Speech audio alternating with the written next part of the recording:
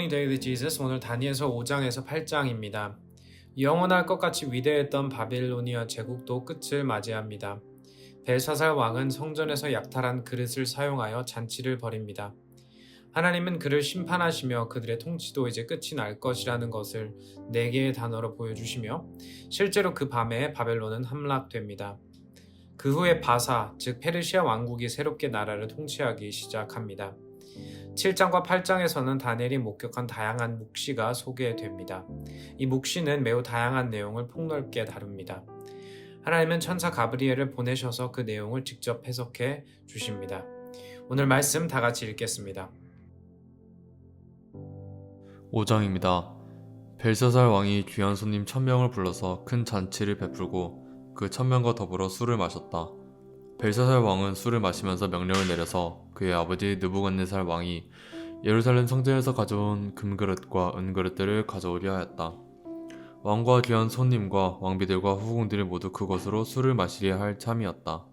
그래서 예루살렘에 있는 하나님의 집 성전에서 가져온 금그릇들을 꺼내서 왕과 귀한 손님과 왕비들과 후궁들이 그것으로 술을 마셨다. 그들은 술을 마시고서 금과 은과 동과 철과 나무와 돌로 만든 신들을 찬양하였다. 그런데 바로 그때 갑자기 사람의 손이 나타나더니 촛대 앞에 있는 왕궁 석고 벽 위에다가 글을 쓰기 시작하였다.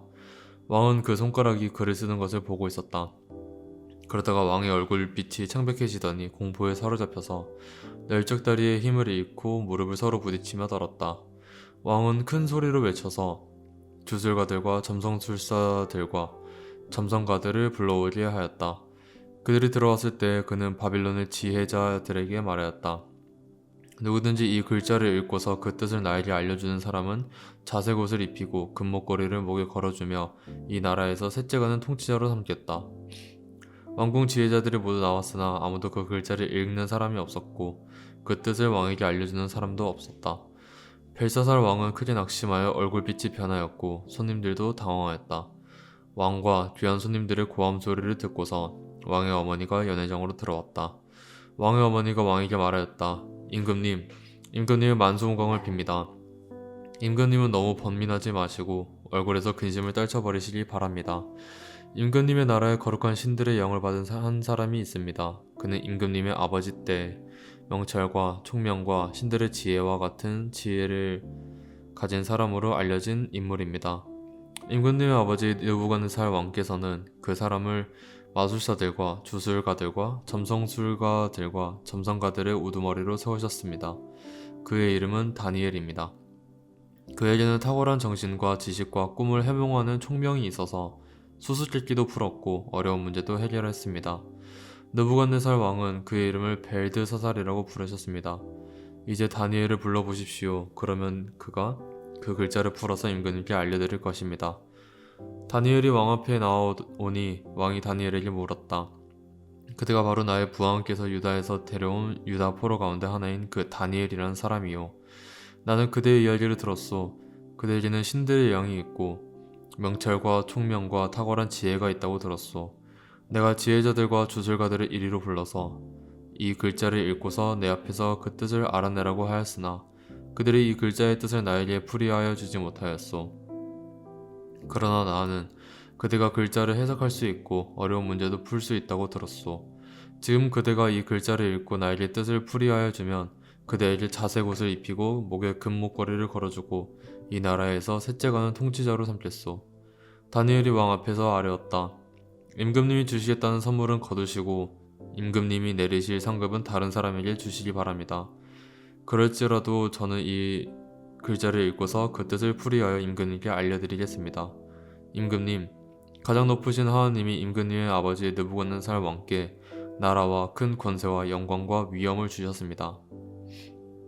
하나님이 그에게 큰 권세를 주셨으므로 민족과 언어가 다른 뭇 백성들이 그 앞에 떨면서 무서워하였으며 부친께서는 마음대로 사람을 죽이기도 하고 마음대로 사람을 살리기도 하고 마음대로 사람을 높이기도 하고 마음대로 사람을 낮추기도 하셨습니다.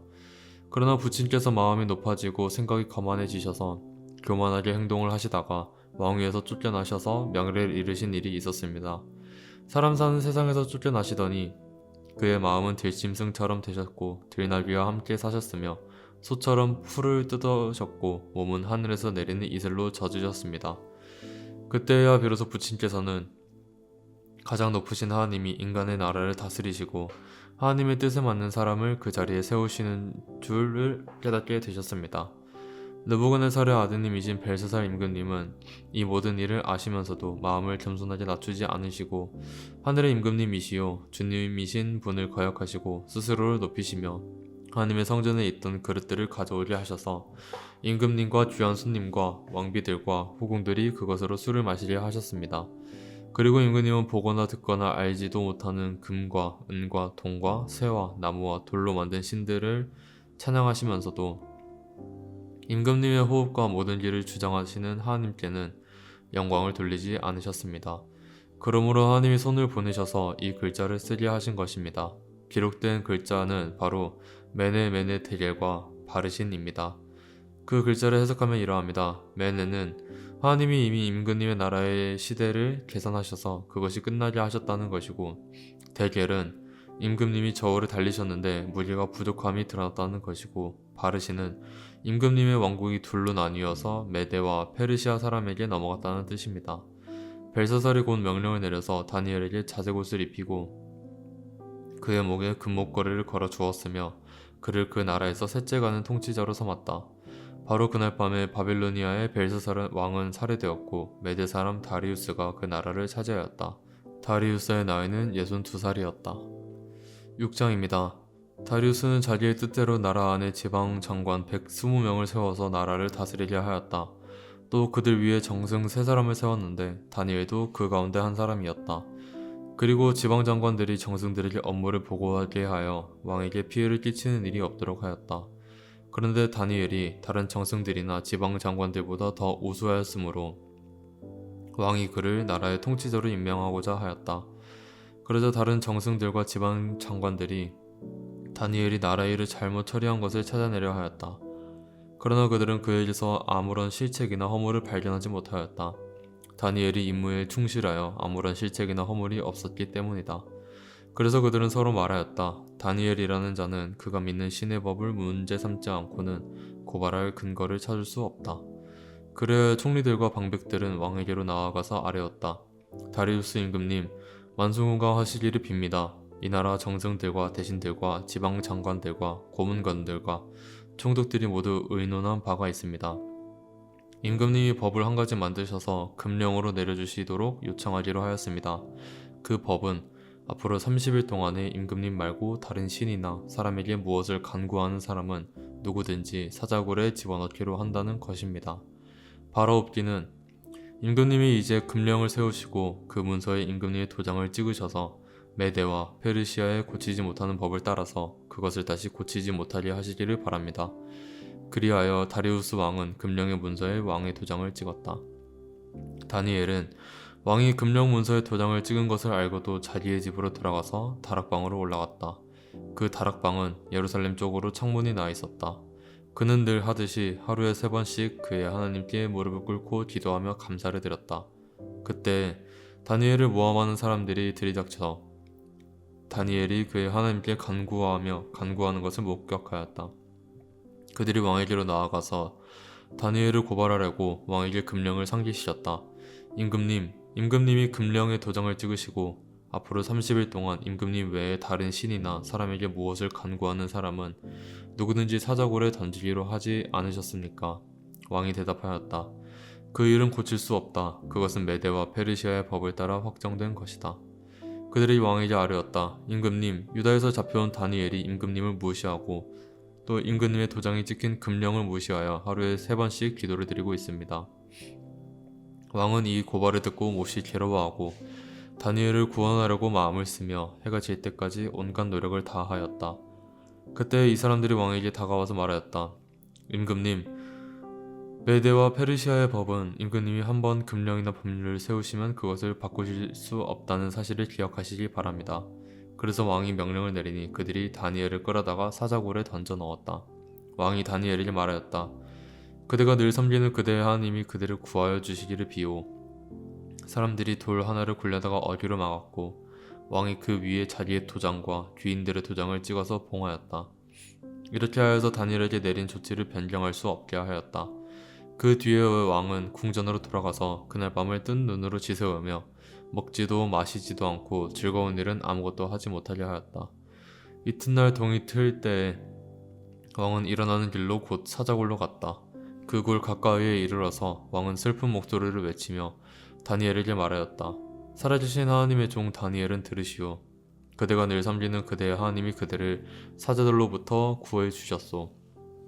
다니엘이 왕에게 아뢰었다. 임금 위에 만수무강을 빕니다. 나의 하나님이 천사를 보내셔서 사자들의 입을 막으셨으므로 사자들이 나를 해치지 못하였습니다. 그것은 하나님 앞에서 나에게는 죄가 없다는 사실이 드러났기 때문입니다.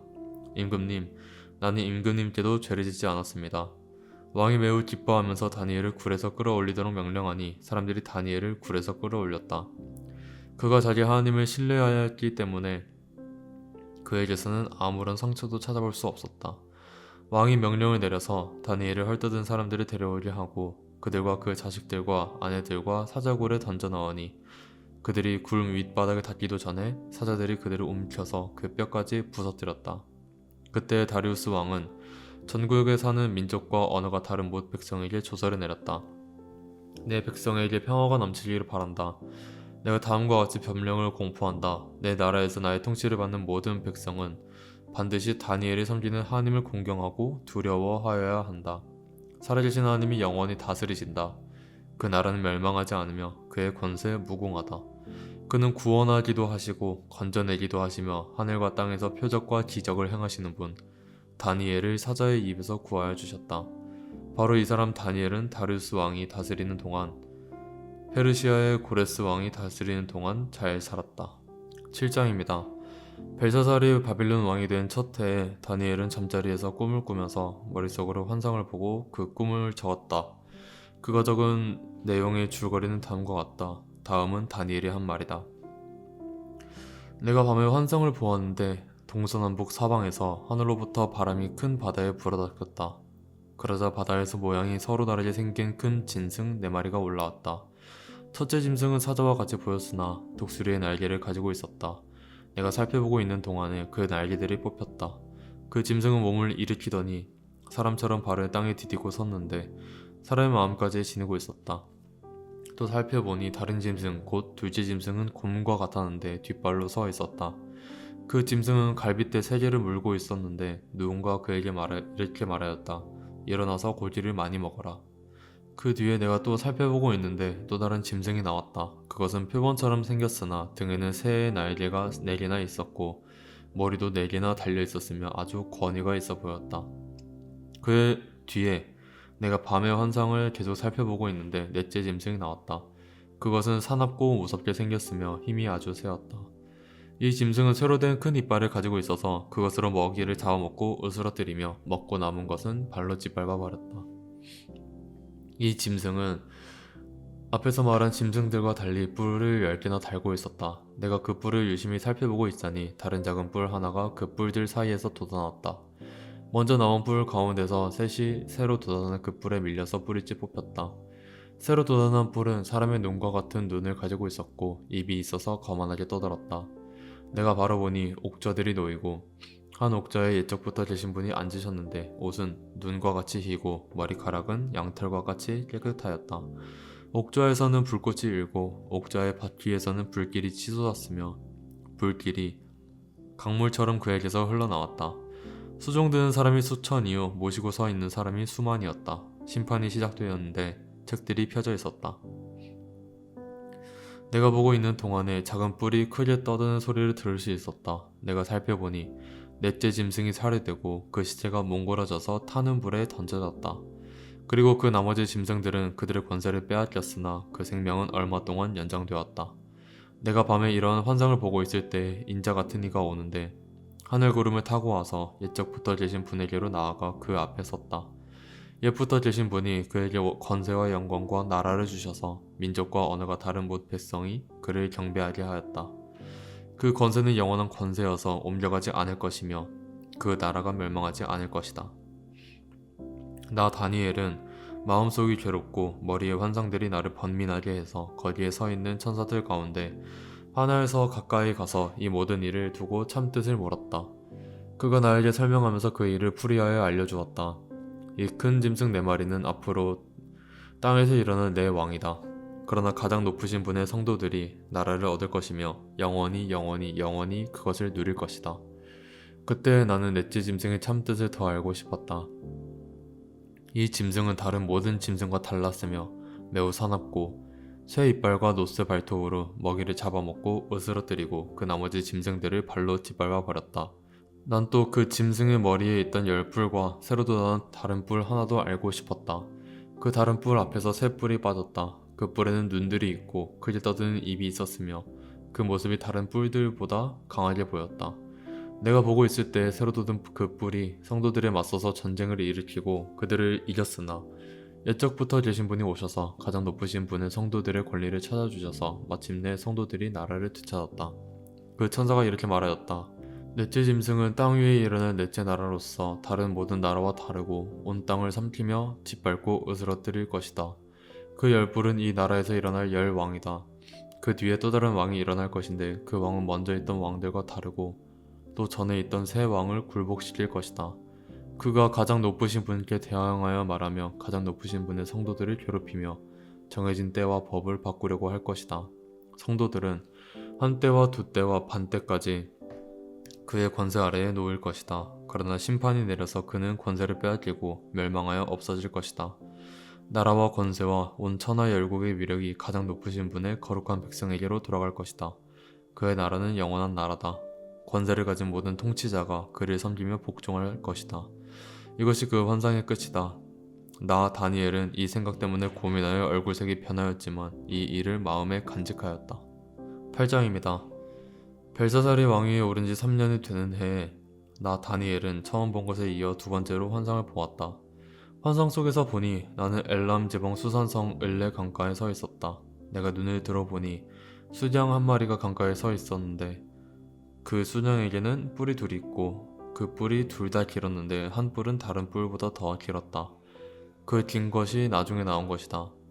내가 보니 그 수장이 서쪽과 북쪽과 남쪽으로 들이받는데도 아무 짐승도 그 앞에서 대항하지 못했으며 그 손에서 구해낼 수 있는 이가 아무도 없었다. 그 수장은 자기 마음대로 하며 더욱 강해졌다. 이것이 무엇을 뜻하는지 알아보려고 생각에 잠겨 있을 때 수점소 한 마리가 서쪽으로부터 올라와서 땅에 두루 다니는데 얼마나 빨리 달리는지 빨이 땅에 닿지 않았다. 두 눈 사이에는 뿔 하나가 뚜렷이 보였다. 이 수점소가 두 뿔을 가진 수장, 곧 내가 강가에 서 있는 것을 본 그 수장에게 다가가서 성난 힘으로 달려들었다. 내가 보니 그 수점소가 수장에게 가까이 가서 몹시 성을 내며 그 수장을 쳐서 두 뿔을 부수어 버렸다. 그 수장은 수점소와 맞서서 싸울 힘이 없었다. 수점소가 수장을 땅에 집어던지고 짓밟았으나 그 손에서 수장을 구해낼 사람이 없었다. 수점소가 매우 강해지고 힘이 세어졌을 때 그 큰 뿔이 부러지고 그 자리에 뚜렷하게 보이는 뿔 넷이 하늘 사방으로 뻗으면서 돋아났다. 그 가운데 하나에서 또 다른 뿔 하나가 작게 돋기 시작하였으나 남쪽과 동쪽과 영광스러운 땅 쪽으로 크게 뻗어나갔다. 그것이 하늘 군대에 미칠 만큼 강해지더니 그 군대와 별 가운데서 며칠 땅에 떨어뜨리고 짓밟았다. 그것이 마치 하늘 군대를 주관하시는 분만큼이나 강해진 듯 하더니 그분에게 매일 드리는 제사마저 없애버리고 그분의 성전도 파괴하였다. 반역 때문에 성도들의 군대와 매일 드리는 제사가 그 뿔에게로 넘어갔다. 그 뿔은 하늘 일마다 형통하였고 진리는 땅에 떨어졌다. 내가 들으니 어떤 거룩한 천사가 말하는데 또 다른 거룩한 천사가 먼저 말한 그 거룩한 천사에게 물었다. 환상 속에서 본 일들이 언제까지나 계속될까? 언제까지나 계속해서 매일 드리는 제사가 폐지되고 파멸을 불러올 반역이 자행되고 성소를 빼앗기고 백성이 짓밟힐까? 다른 천사가 나에게 말하였다. 밤낮 2300일이 지나야 성소가 깨끗하게 될 것이다.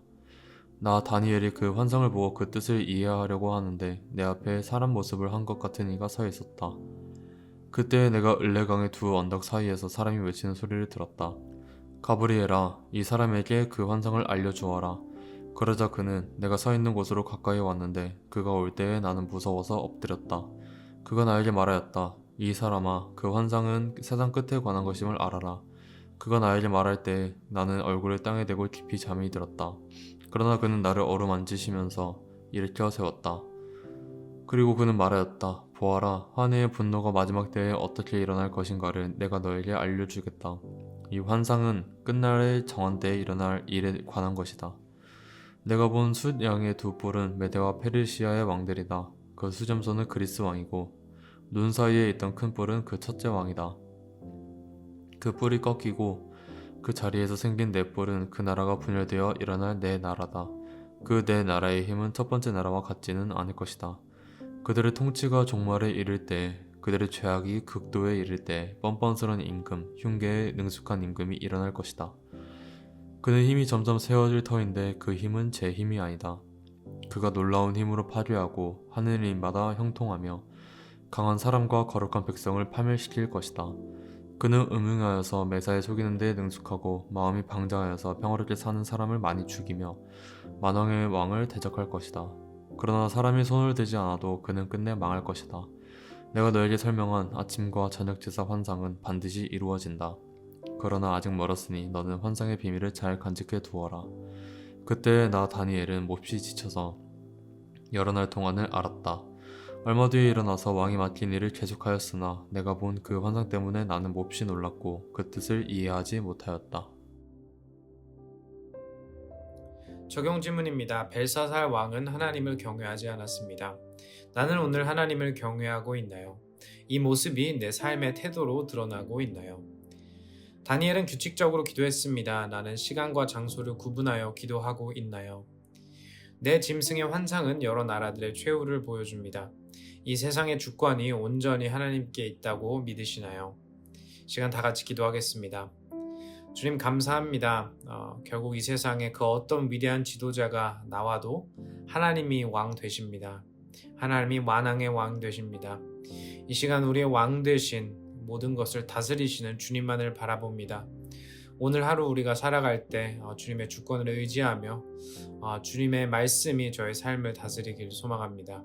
이 모든 것 예수님의 이름으로 기도하였습니다. 아멘. 오늘도 주님의 다스림 아래 말씀에 따라 나아가는 우리 모두 되길 소망합니다.